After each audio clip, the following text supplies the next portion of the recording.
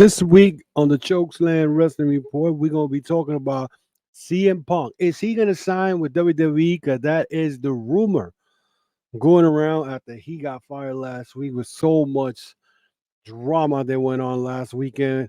And now the word is he may come to CM to WWE or not. So we're going to be talking about that. We're going to review All Out. We're going to be talking about that. We're going to be talking about Jey Uso, who made his debut at Raw this past Monday. It's going to be the next top baby face. We're going to be talking about that and much more on the Chokeslam Wrestling Report.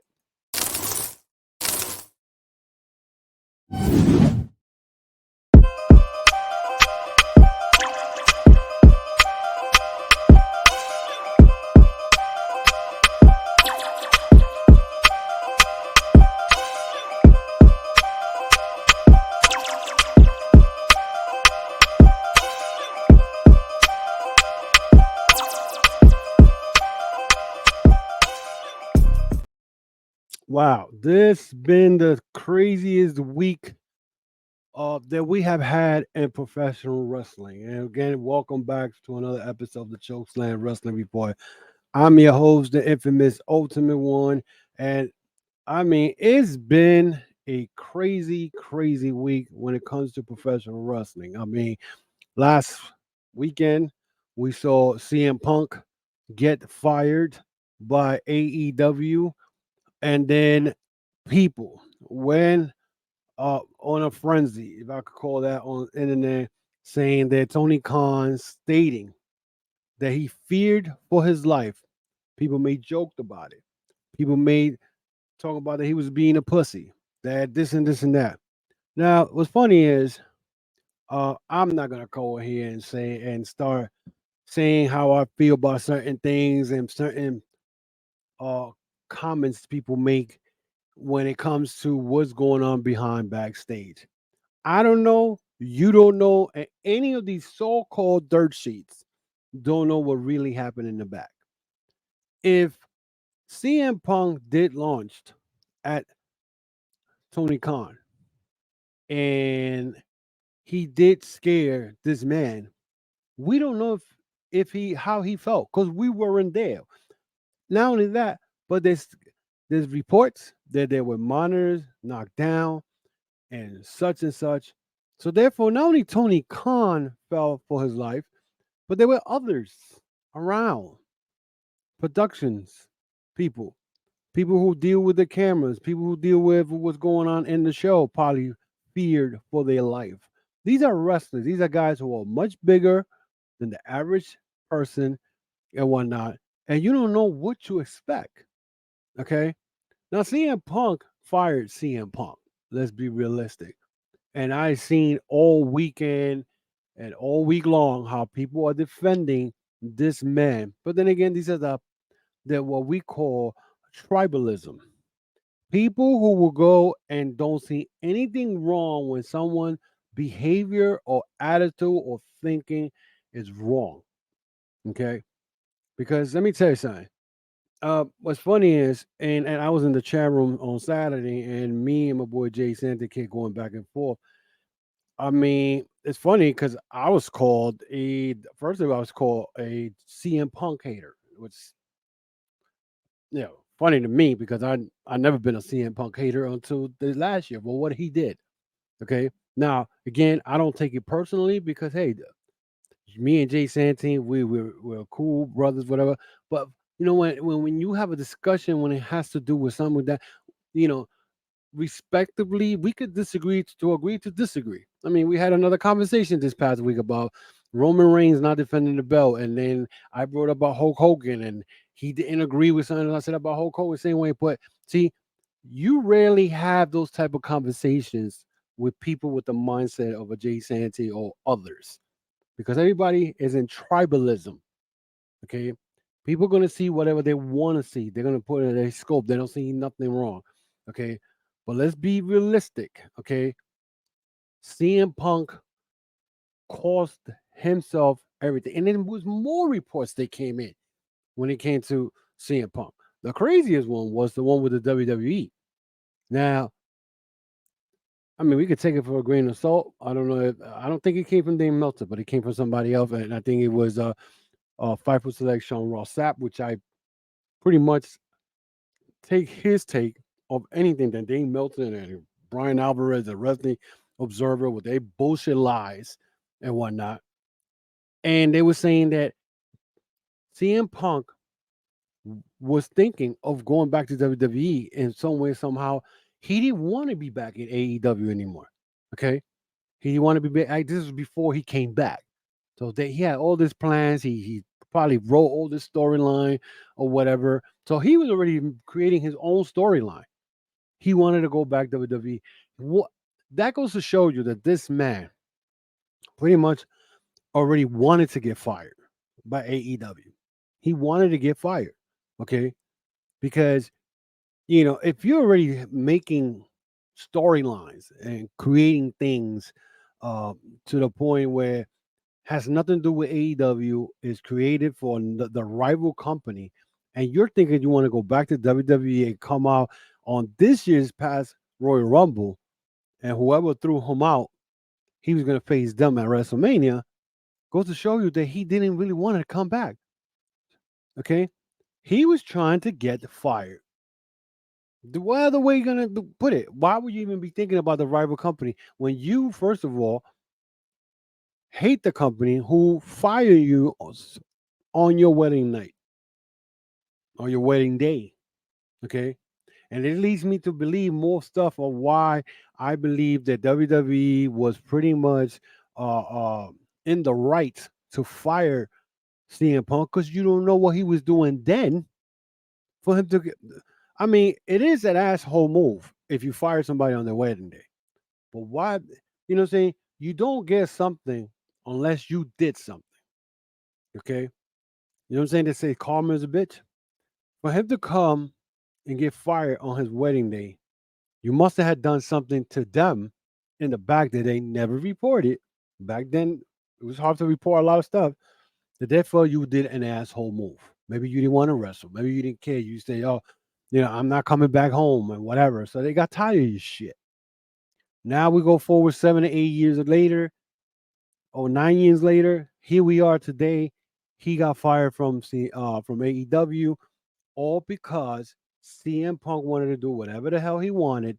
Okay, and to top it off, there was reports. As a matter of fact, he was felt threatened, and I'm gonna tell you why he felt threatened, because I'm sure you people guys heard it over the week. That when William Regal came in March of last year to join AEW, Regal came up to him, tried to shake his hand, and CM Punk called him a Triple H troll or minion or whatever word was heard. He didn't want to shake his hand. He told him off, whatever.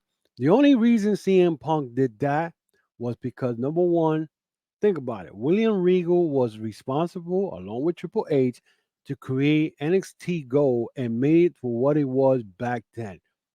CM Punk knew William Regal comes in.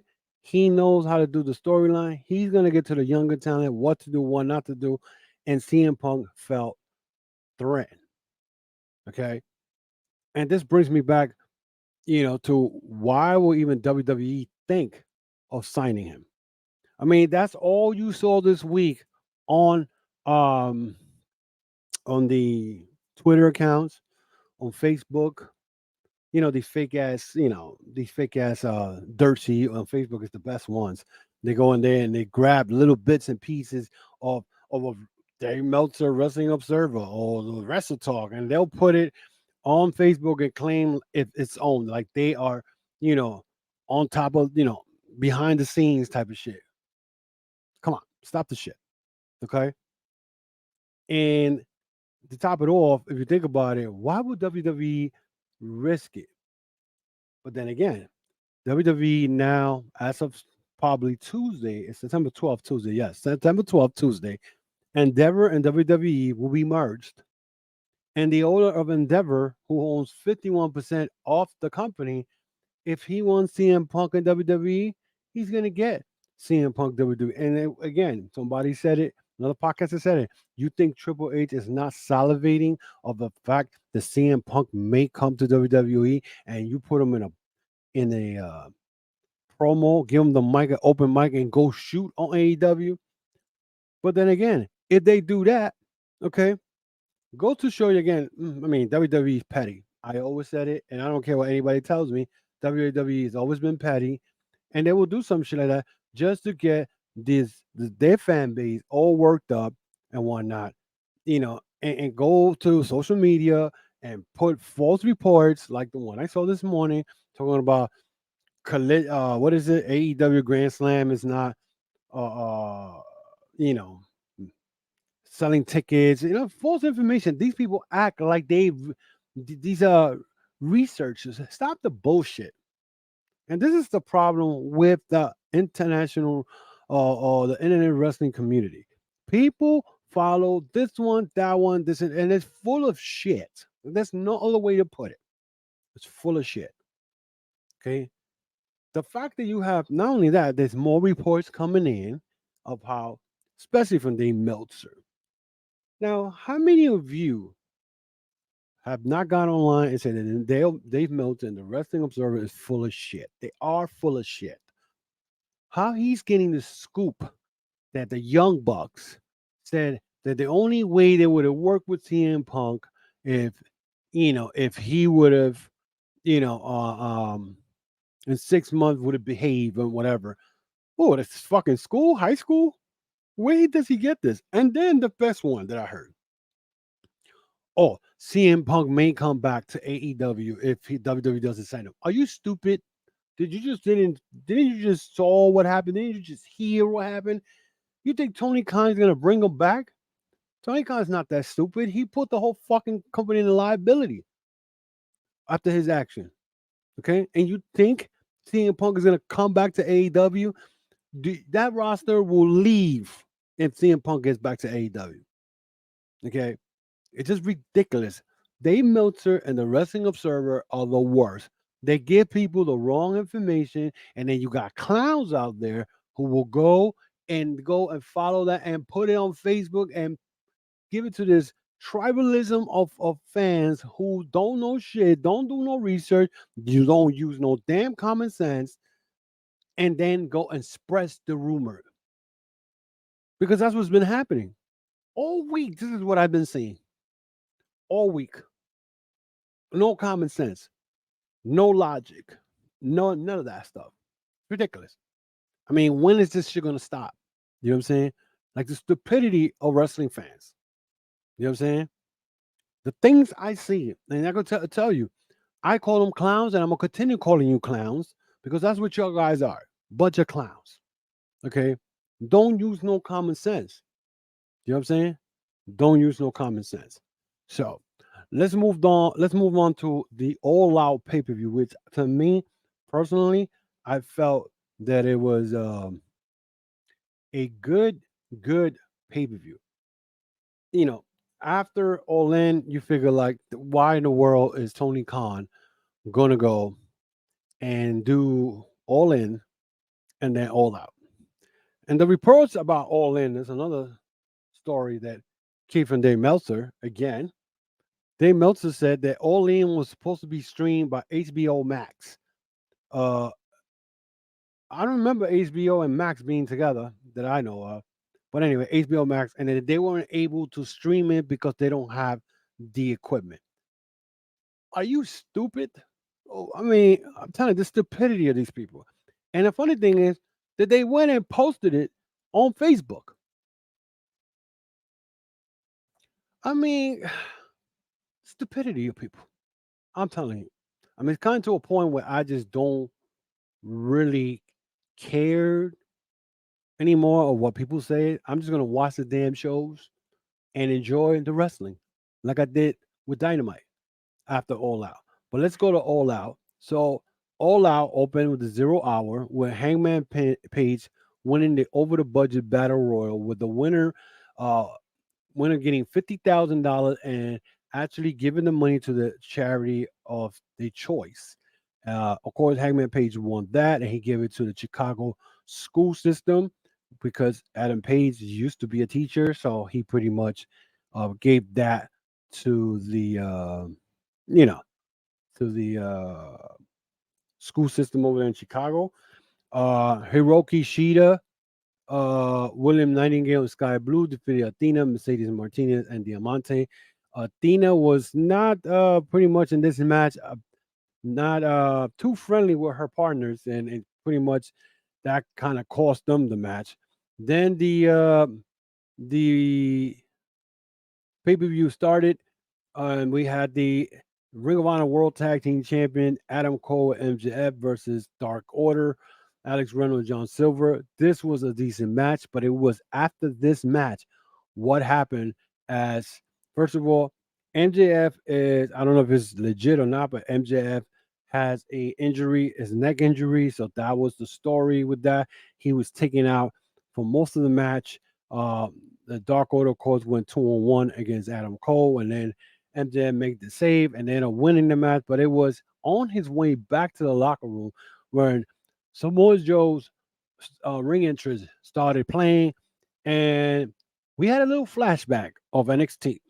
As Samoa Joe was coming down the ramp, MJF was passing by him, and Samoa Joe pushed him, and that kind of got uh, MJF a little pissed off, and he went after Samoa Joe. But the funny part is, I don't think anybody's been talking about it. I don't know if this was, if I took it wrong, whatever. But it's funny because during that melee between MJF and Samoa Joe took MJF and put him in a face lock, in a chokehold face lock. Same thing that was reported back during the all-in scuffle between Jack Perry and um, CM Punk. So I don't know, however you guys want to take it. You want to take it with a grain of salt, but I found that kind of a little hilarious. But Samoa Joe ended up defeating Shane Taylor for the Ring of Honor World TV Championship, so he kept it. This match, it kind of was not what I expected. I always wanted to see Shane Taylor versus Samoa Joe. I do not know why they didn't give this title to Shane Taylor so they could bring in Samoa Joe at um at AEW Permanent, but and then the match was kind of hard hitting, but it didn't meet up to the expectations. So that was kind of sad on that part. Luchasaurus with Christian Cage, he defeated Darby Allin to retain the AEW TNT title.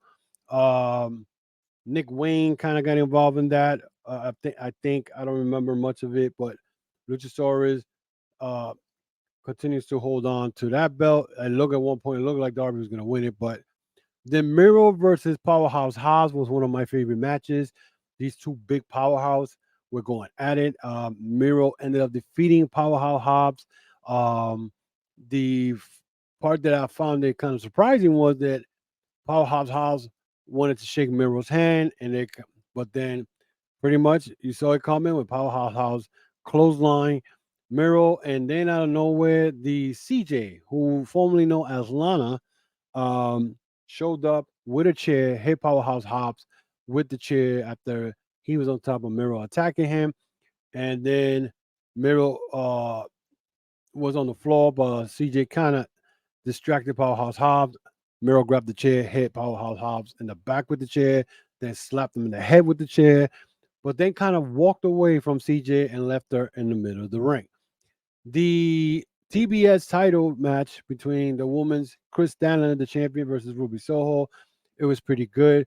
But the craziest part was when Tony Storm came out and pretty much sprayed Ruby Soho in her eyes. I love what Tony Storm is doing with this whole gimmick she got going, which is hilarious. Loving it, loving it. Chris Stanley retains her TBS title. The Brian Danielson versus Ricky Stark in a strap match, which pretty much Brian Danielson looks like he's the one going to replace CM Punk in this in Collision because everything was around CM Punk and whatnot, and now it looks like Mr. Danielson is the one who's going to be taking over for Collision. So this was a good match. Brian Danielson started bleeding right away after Starks used the belt buckle to bust him open. But this is a back and forth, and you got to see Ricky Starks in the back with all the laceration in the back from the strap. It was just, it was bad. It was around his neck, everything. So it was a decent match. Not, this is probably one of my favorites of the night. Also, the Blackpool Combat Club versus Claudio Castagnoli and Wheeler Yuta defeated Eddie Kingston and Katsuyori Shibata. The only thing I can say about this is Claudio Castagnoli again pinned Eddie Kingston. Eddie Kingston and Claudio storyline should be over already. Eddie cannot be Claudio. You got the not even in tag team, not even singles. So this pretty much should end it and let Eddie go do what Eddie does best and whatnot. So Konosuke Takeshita versus Kenny Omega. This was an amazing match between these two. I mean, Takeshita keeps moving up in the rank and whatnot.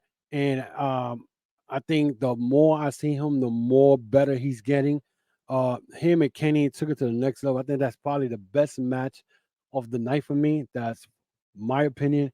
So this was really good match.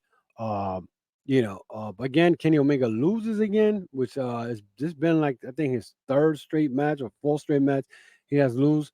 I don't know where they're going with this, but Takeshita beating Kenny Omega is a good move. It's a good move for the supposedly the Down Callis family. We'll see what happens with that. Bullet Club Gold continues to dominate AEW as the Bullet Club Gold defeated FTR and the Young Bucks, pretty much solidifying Bullet Club and looking like Cash Wheeler and Dax Harwood will have to defend those belts again with any of those members of Bullet Club Gold. So who knows what happens with that? It kind of surprised me that the Young Bucks and FTR teamed up together, being that FTR are CM Punk supporters. They always been in his corner, but who knows? And the main event, John Moxley defeated Orange Cassidy to become the AEW International Championship. This match, many did not like it. I don't know why, but uh, I like the match. I felt that the right thing was for Orange Cassidy to lose the belt. He defended that belt 31 times. 31 times. More than anybody that I know of at this stage of wrestling. Um, and John Moxley was supposed to win it. And I mean, another conversation I had with my boy Jay Santy, he says the AEW International Championship doesn't really mean anything. Now, I disagree because the AEW International Championship does mean something. When Pac had the belt, when it was known as the All Atlantic Championship, he defended it outside of AEW. You know what I'm saying? Or AEW. The problem with when Orange Cassidy had the belt, he didn't defended it outside of AEW. I don't remember anybody outside. I think probably Shibata was one guy he defended the belt against.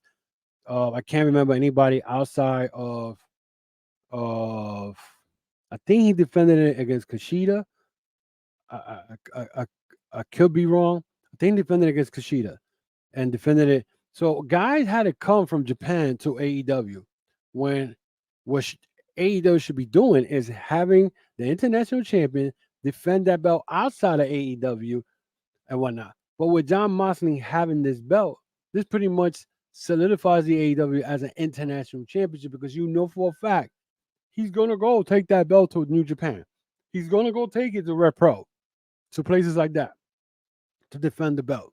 So let's see what happens. I always say, let's see what happens, where it goes and whatnot. So, it is what it is. And I think they did pretty much. This week, AEW, of course, Dynamite, we had AR Fox was the first challenger for the international champion against John Moxley. Moxley pretty much kind of dominated that match, but this was all part of the storyline of not only for the Darby Allin and Nick Wayne that they've been teasing that Nick Wayne is going to probably turn on Darby, but it's also for what AR Fox did to Orange Cassidy. We also saw Chris Stanlander retain the TBS belt this week. We saw Jericho and Sammy Guevara beat Aussie Open. Again, I don't know why they keep having Aussie Open lose in AEW. It's pissing me off because Aussie Open is way better than that. But the Sammy and Jericho are at odds again. So this looks like they're starting up a feud coming up with that. It's probably they're going to set that up for Wrestle Dream on October 1st. The MJF and Joe had their promos, which leaves to we all know that's going to happen in Grand Slam. Samoa Joe's going to beat everybody in this tournament and whatnot, and it's going to end up him facing MJF at uh, at Grand Slam. So that's gonna happen. Starks did a pretty much a nice little promo talking about he claimed he never tapped against Danielson. So I don't know where they're going with to Ricky Starks. I think they should be pushing him to another level. So, but he claimed he never tapped out, which is pretty much he passed out against Danielson. Trent Beretta versus Roderick Strong. That's part of the Grand Slam tournament for a shot at the world title. Strong wins that match. Roderick, of course, is trying to win the whole championship tournament. And then it's funny because then he put the brace around his neck, making himself, you know, that he still got the neck problem. So also reminded that after the Samoa Joe attacking MJF, and Adam Cole came in for the save. The Kingdom and Roderick Strong confronted Adam Cole, talking about why he's helping him. He's trash, blah blah blah. So the Storm new transformation is working. I love it. They should continue doing that. The kind of a surprising thing that I saw was the Swerve Strickland from fronting Adam Page about him not wanting his spot. He kind of challenged him, telling him that he's going back home to his kid and his wife, and being a you know you know a pussy if you really think about it. And he went back in there and he got attacked by Brian Cage. So they're gonna have another match with that. And then Darby versus Nick Wayne, which was pretty good match. But we saw Darby Allin had to take it to the next level with Nick Wayne. He didn't want to do the coffin drop on him, so he pretty much what he did was, uh, you know, I think he started, got very aggressive with him and put him in a arm lock, which, you know, was a double arm lock, which made Nick Wayne submit. But I still see Nick Wayne pretty much, you know, turning on Darby Allin sooner or later, and probably join uh, Mister Christian. Christian is just a beast in that microphone. It's funny because I love Christian what he's doing now. His whole character, his whole thing, it's just great. I mean, and everybody talking about, oh, that should bring Edge in there. No, please stop thinking of fucking bringing old ass fucking WWE wrestlers that shouldn't be nowhere in wrestling anymore back into fucking AEW. Didn't we learn from fucking dealing with CM Punk? Come on, stop this shit. Really, it's just annoying, you know. Um, so let's go to WWE. WWE. I saw this week that Jey Uso made his debut and Monday Night Raw by himself as a babyface. Um, Now there was rumors also, and I don't know if it's a fact that Cody Rhodes is going to get moved. And speaking of Cody Rhodes, when they introduced Jey Uso on Monday night, Michael Cole said, "Well, Cody Rhodes brought back Jey Uso. I mean, he used to be an EVP in another company, so they're trying to make it look like Mister Cody Rhodes is some type of EVP in WWE, which I mean, whoever wrote that should get slapped. I mean, seriously. But I digress. But Jey Uso being a babyface in WWE, my point is WWE just decided that they pretty no, not even WWE. Let's be realistic. The one who wants this storyline with the bloodline to continue is Roman Reigns, from what I read. Um, my thing is, if the bloodline is done, that story should be done and over with.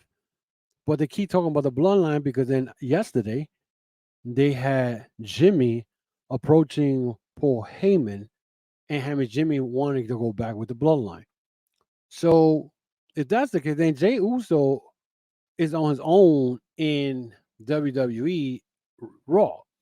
And if Cody Rhodes is going to get moved to SmackDown, from what I'm hearing, okay, from the rumor mill, he's going to get to SmackDown because, of course, they still want to do a Roman Reigns versus Cody Rhodes part 2 for WrestleMania next year. Then Jey Uso got to be the babyface because who else are you going to have as the top babyface? Seth Rollins is the world champion, but this guy's back is about to give up already. And he's in a nasty feud with Nakamura. It won't be long before he loses that belt. Okay. And again, Seth Rollins to me, even though he's the world heavyweight champion and is considered the second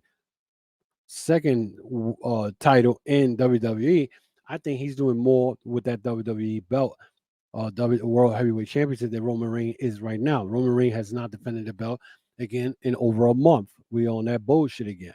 Okay. And people may not agree, and people may say, oh, WWE's run as a business. It doesn't matter. It's still professional wrestling. I don't care if it's run by Mr. Softy, the ice cream truck. Okay.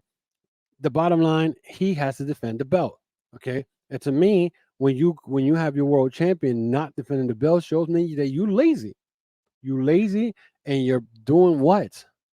Okay. Now you pushing the Judgment Day more than anything. And Judgment Day won pretty much got all the belts except the world title and whatnot, even though Damon Priest has the belt. And it looks like now they're trying to make I guess Bobby Lashley, maybe, I don't know. Bobby Lashley, I don't know what the name of the faction of the Hurt might be, still the Hurt Business versus the Judgment Day. I mean, you saw it last night too on SmackDown. So, I mean, going back to Jey Uso, what does this mean? What does this mean for him? I think Jey Uso should be the big baby face in Raw, because you don't have anybody else in Raw. And I'm not talking about all LA Knight and yeah. I mean, whatever. I'm not a fan of LA Knight, and I'm gonna admit that I am not. To me, he's a Stone Cold Steve Austin uh wannabe. I don't care what anybody tells me. That's my view. And you don't like it, oh well. Um, you know, Jey Uso should be, since you broke up the Usos, the greatest tag team WWE has ever had. You might as well make Jey Uso main event. Jey Uso, the biggest babyface in in WWE, and it looks like it. That's what it is, because you know, uh, uh, I can't see anybody else in Raw as the big babyface. And WWE, who is the big babyface in Raw? If you think about it, you know what I'm saying? Who is the big babyface? Seth Rollins.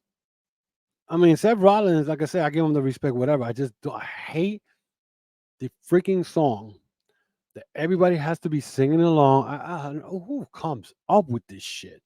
Shit is fucking garbage when they do shit like that. You know, if you're doing interaction with the fans, you could do something better than that. You know what I'm saying? Now I know people are gonna be like, "Oh, but what about when Jericho comes out?" That's been going on before the how you call it, the Seth Rollins. Again, I point that out also because I'm sure that at WWE saw AEW. Oh, look, they're singing along. Let's come up with something. But not every time. It's cool when he comes out, but now he has this thing. Oh, and I got my people singing along. Why? But again, I'm getting off topic. Who is the biggest babyface um in WWE right now? To be honest, who's the biggest babyface? You know what I'm saying? That's something people should be asking. You know what I'm saying? They should be asking because you know it's crazy. So let's move on real quick with other news that I have here. See if I can get it. My computer's acting up. Um, Kevin Kelly from New Japan Pro Wrestling said he's leaving at some point. Now, Kevin Kelly is the voice of New Japan Pro Wrestling. Kelly said he'll be leaving New Japan Pro Wrestling. Kevin Kelly took to social media to say he'll be leaving New Japan at some point soon, but noted that he plans on calling New Japan Pro Wrestling Destruction at Rogochu October 9th and Wrestle Kingdom January 4th, along with New Year Dash the night after Wrestle Kingdom. Kelly later commented that he made a decision because his wife doesn't want to be alone anymore. So, that goes to show you Kelly joined New Japan Pro Wrestling in 2015. Along with his New Japan duties, Kelly recently signed to be on the lead announcer for AEW Collision. So, most likely, we'll see Kevin Kelly be in Collision. So he'll be leaving New Japan. I mean, he is one of the best commentator in wrestling. He won it commentator of the year last year, the year before probably, and the man is a fucking genius. Um, Jeff Jarrett made a comment saying Tony Khan made a decision and hit the CM Punk situation head on, big cojones. He said on Saturday evening, AEW made a decision to terminate the contract with CM Punk. AEW put out a statement on social media, and then Tony Khan addressed the live audience in Chicago as well as AEW Collision with a statement. And many may not agree with me. To me, it took balls. I know people are not going to agree with me. It took balls for him to sit there and tell the people in the crowd in the place that someone he just fired in his home city or home state, it takes balls. Because Vince McMahon will never do that. Vince McMahon will never do that. And or Billy Corgan, any of these big wigs that own companies will not go in front of a crowd and say, I just fired one of your favorites because he was, I feel for my life. And people were booing him, people were calling him pussy. And like I said, a lot of people say that. But Jet Jarrett on my world, I guess that's his podcast. And then AEW and Brilliant Talent Jeff Jarrett commented on how Tony can handle the situation in firing Punk. He said, the reality of the situation, you're asking me to make comments on a situation that I really believe this. There are only two people in the world that have full content. So people can say, I knew this, I knew that. You may, but you don't know what Tony knows, and you don't know what Phil knows. Nobody knows but them two. I will have to comment on specifics, but in the general purpose, the decision Tony made, big cojones, hit it straight on, said Jarrett. Jarrett said that his father, Jerry Jarrett, will have handled things in a similar manner, getting out in front of the situation or being honest with the audience. There were three things done: the social media audience, the discussion in the United Center, the televised audience, the live audience. All of them were addressed head on. When I read that release, it was clear as a legal situation could possibly be. I believe my old man would have been aligned with it because get in front of it. That's a hard pill to swallow. The easy one would have been wait until Monday. There are multiple things you could have done. A reconciliation, a cooling off period. We can talk about it ad nauseum, ad nauseum, I guess. And it has been talked about over and over for months. Getting in front of things with a clear cut decision made absolutely was the right thing to do. It's the best for business. The consumers were informed, and I just don't think there were a downside to that. And I agree with what he just said. And many may not agree with that, but it is what it is. Then Eric Bischoff got on the situation. Eric Bischoff on CM Punk getting fired.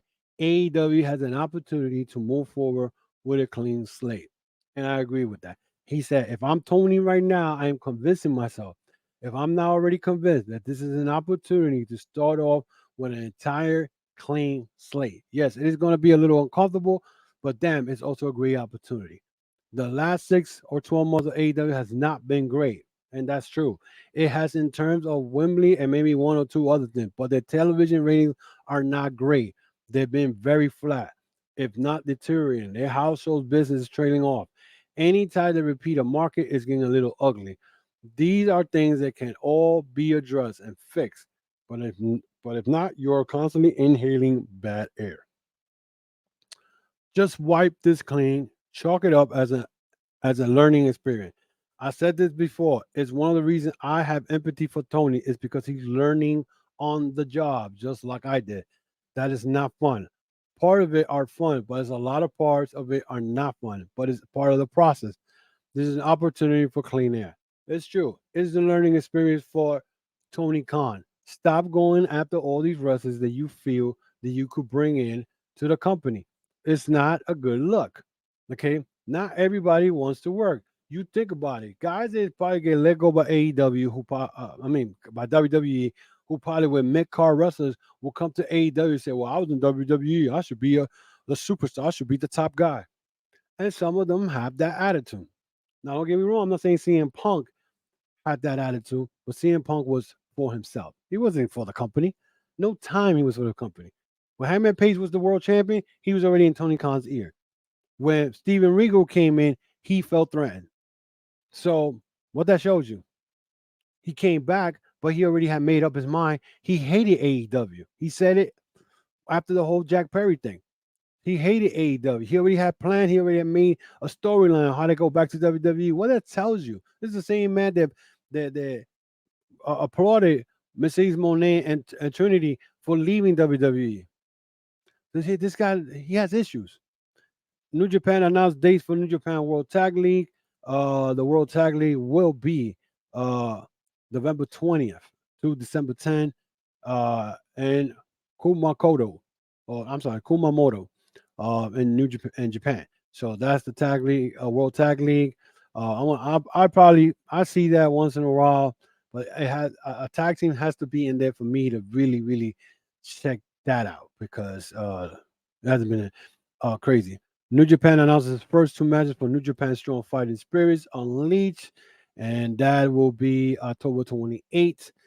They already announced one match, which is Atlantis, Hiroshi Tanahashi, Mystico, and Atlantis Jr. will team up to face Rocky Romero, Tiger Mask, Soberano Jr., and AU Quest at New Japan Fighting Spirit. That's the first match, and that's going to be from Las Vegas. So there you go, guys. That is it for the week of wrestling. So that is it for today. So I pretty much cover everything WWE, New Japan, AEW. So there you have it. This was the week of wrestling. All the bullshit about CM Punk. Hopefully next week it'll be a shorter video, less craziness and whatnot. So we'll see what happens. So that is it for me today. So guys, if you want to follow me and on Twitter, Facebook, Instagram. Also, check out my YouTube channel. Subscribe to the channel. Check out other contents that you may not have seen there. I got stuff there from CM Punk, WWE stuff, New Japan stuff, Bullet Club, all that. It's in there. Just check it out and whatnot. Let me know what you think of, about CM Punk going to WWE. Is he going to WWE? Leave me your comments, your feedback on that. Also, let me know what you thought about All Out. It's AEW with CM Punk no longer there. Is this a chance for them to start with a clean slate? And what do you think of Jey Uso being in WWE? As you already saw that Drew McIntyre kind of looked at him funny. So did Matt Riddle. So he's got to win the graces of these guys, even though uh, Sami Zayn already embraced them. We'll see about that. Where you think he's going to be in the totem pole when it comes to WWE? And is the bloodline even around anymore? So let me know what you think. Let me know what your comments. Again, thank you for everything. Thank you for supporting the podcast. Until then, guys, I will see you guys next week with more uh, Chokeslam Wrestling Report.